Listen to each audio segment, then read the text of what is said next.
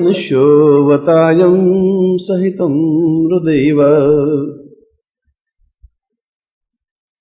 त्यागं सदै क्रियमाणमेवं स्वरूपम् गुरुर्देव नित्यं सदाहं पवित्रम्। मैं आज एक महान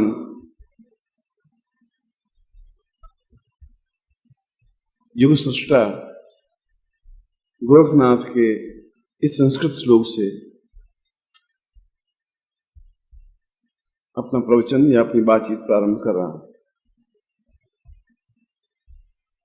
गोरखनाथ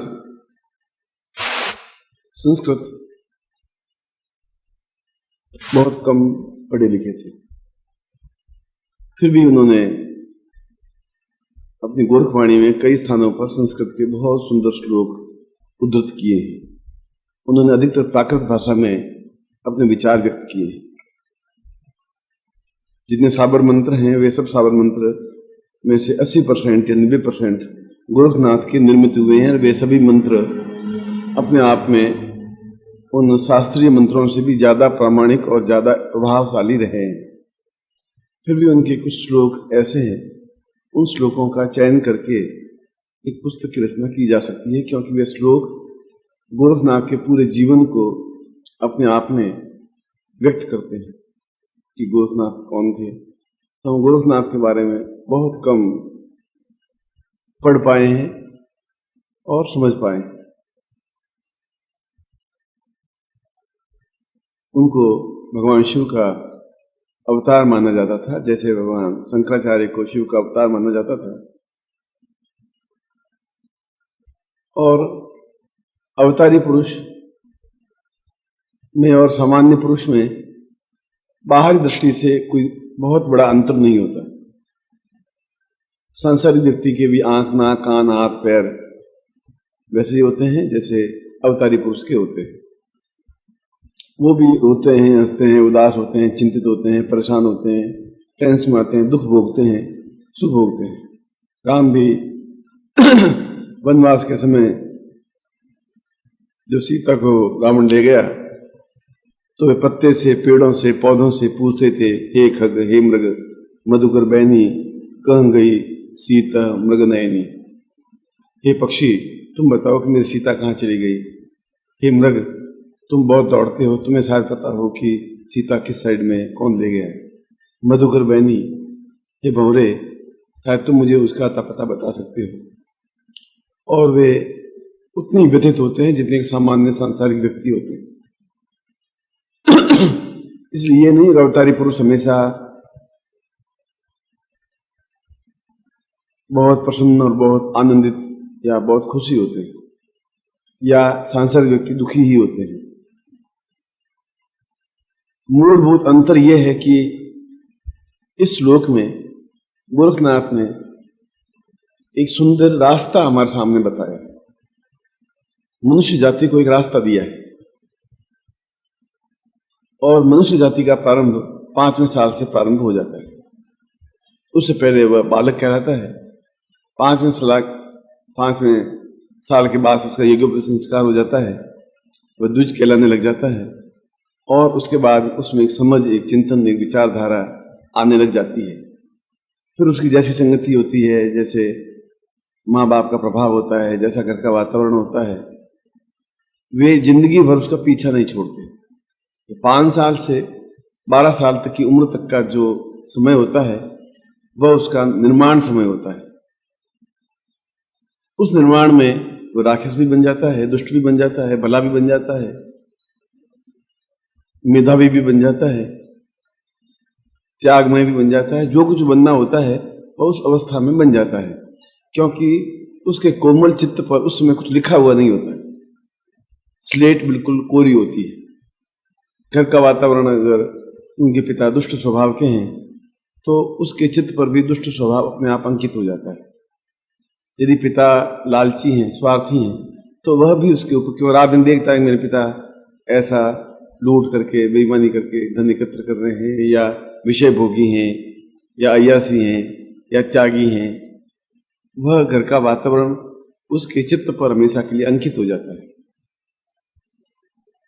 और आसपास का वातावरण, उसके जो साथी होते हैं, मित्र होते हैं, वे मित्र जिस वातावरण से आते हैं उसी प्रकार के वातावरण में वो 7 साल व्यतीत करता है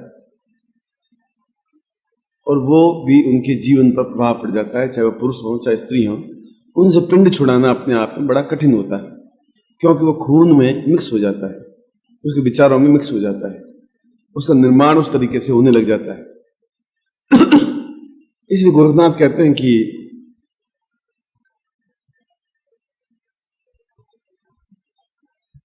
वह अपने आप में मनुष्य जीवन नहीं होता, वह अपने आप में निर्माण अवस्था होती है और वह उसके हाथ में नहीं होती, क्योंकि उसको ये ज्ञान नहीं होता। आज आपको ज्ञान है कि मुझे सड़क के बाईं तरफ चलना चाहिए, उसमें ये ज्ञान नहीं होता, आप सड़क के बीच में भी चल जाते हैं। इसलिए गोरखनाथ के इस श्लोक में बताया है कि मानव जब उसको होश आता है,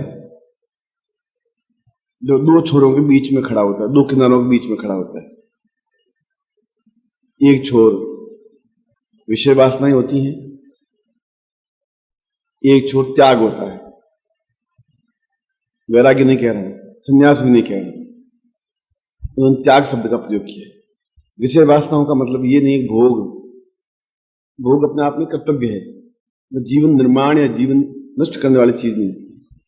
भोग में इस मन में ये चिंतन आना कि बहुत अच्छा मकान हो, बहुत अच्छे कपड़े हो, बहुत सुंदर एसी लगा हुआ हो, बहुत सुंदर कार हो, और मेरे जीवन में ऐसा हो, मेरे जीवन में ऐसा हो, मेरे जीवन में ऐसा हो, और मैं ऐसा धन एकत्र करूं, ये करूं, वैसा करूं, ये सब विषय भोग है। इसलिए विषय का सेक्स से कोई संबंध नहीं है और त्याग का वैराग्य से कोई संबंध नहीं। इसलिए उसने कहा कि वैराग्य और ग्रस्त इन दोनों के बीच में मनुष्य नहीं है, मनुष्य है त्याग के बीच में और विषय भोग के बीच में। वो 12 साल की अवस्था से जीवन के अंतिम सांस के बीच में झूलता रहता है। बहुत कम ऐसे लोग होते हैं जो उन विषय वासनाओं से अपने आप को परे हटाने की कोशिश कर लेते हैं। उस निर्माण अवस्था समाप्त होते होते उसके मन में एक भावना, एक चिंतन, एक विचार उदय होने लग जाता है कि मैं क्या करूं। उसके सामने मुंह बाई विषय वासना खड़ी होती है, उसके सामने पत्नी का चेहरा होता है, एक परिवार का चेहरा होता है, एक समाज का चेहरा होता है, उसकी इच्छाएं होती हैं और वे सारी की सारी इच्छाएं विषय वासनाओं की ओर ही होती हैं, त्याग की ओर नहीं होती। और गोरख के जीवन की सबसे बड़ी घटना, सबसे अच्छी घटना यह है कि जब वे 6 साल के थे तब उसने अपनी मां को कहा कि मैं विषय वासनाओं की ओर नहीं जाना चाहता, मैं त्याग करना चाहता हूं सब कुछ, अपना सुख, अपना दुख, अपना चिंतन, अपना विचार, अपना गृहस्थ, पत्नी, पुत्र, बंधु बांधव, और मैं तुम जिस भाषा में जिसको संन्यास कहते हो, मैं उस भाषा में उसको त्याग कहता हूं। मैं उसको छोड़ करके ऐसे रास्ते पर खड़ा होकर के अग्रसर होना चाहता हूं जो जीवन का निर्माण हो सकता है। मैंने पिछले 2-3 प्रवचनों में आपको ये बताया कि जीवन का आनंद पूर्णता और सर्वोच्चता में है, बीच में रहने की नहीं है। और मैंने एक दिन ये भी बताया था कि आप बने तो डाकू बने, पर सर्वश्रेष्ठ डाकू बने, ऐसे बने कि दुनिया कांपे। ईमानदार बने तो एक अद्वितीय बने, भोगी बने तो फिर भयंकर अय्याशी बने, चाहे जेल चले जाए, और त्यागी बने तो अपने आप में एक श्रेष्ठतम बने। जो कुछ बने वो आप अद्वितीय बने।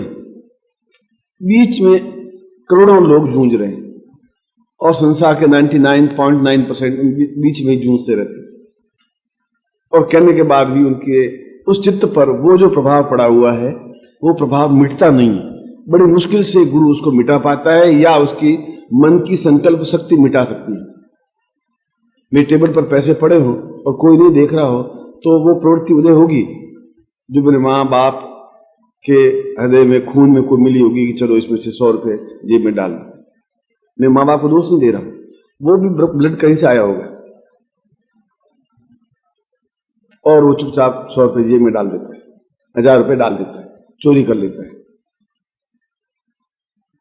उन 100 रुपयों से 1000 रुपये से जिंदगी नहीं कटती, मगर धीरे धीरे उसे हैबिचुअल हो जाता है कि चोरी करने से पता ही नहीं पड़ा 100 रुपये का, तो चलो 200 रुपये कर लेते हैं, 500 रुपये चुरा लेते हैं, कुछ क्या किसको पता पड़ेगा। और धीरे धीरे वह उस जंजाल में फंस जाता है जो मानव जाति या मनुष्य जिसको नहीं कहते हैं, जिसको राक्षस कहते हैं,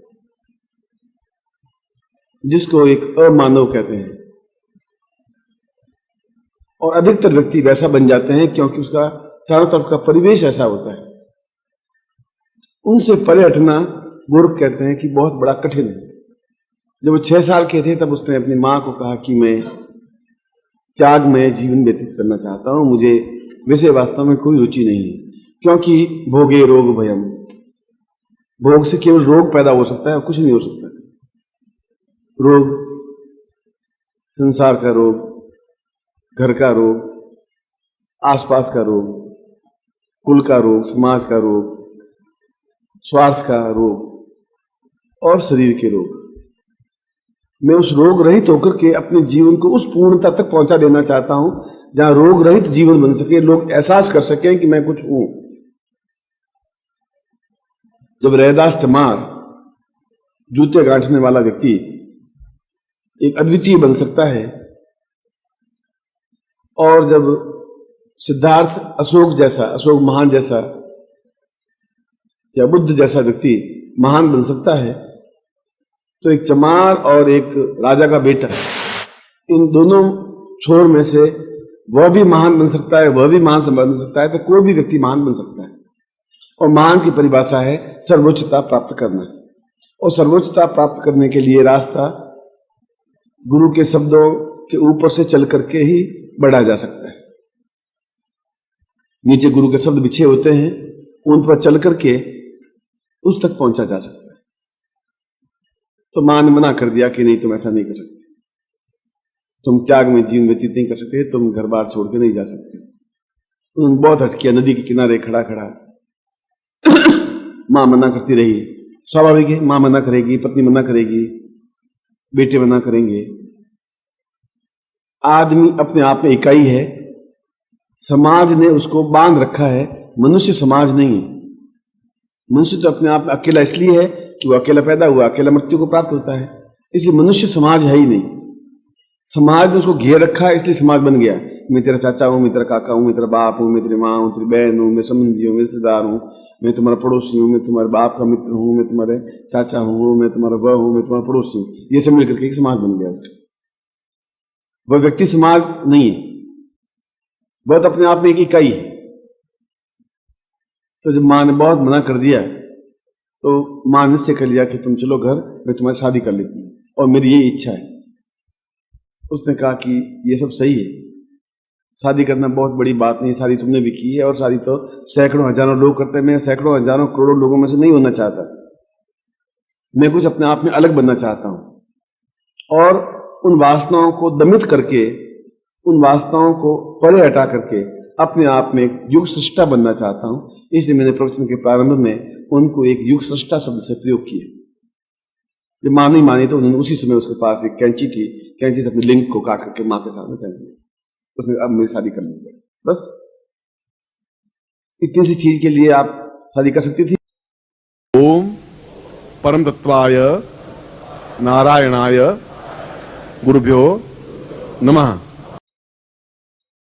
ओम ह्रीं मम प्राण देह रोम प्रतिरोम चैतन्य जाग्रय ह्रीं ओम नमः।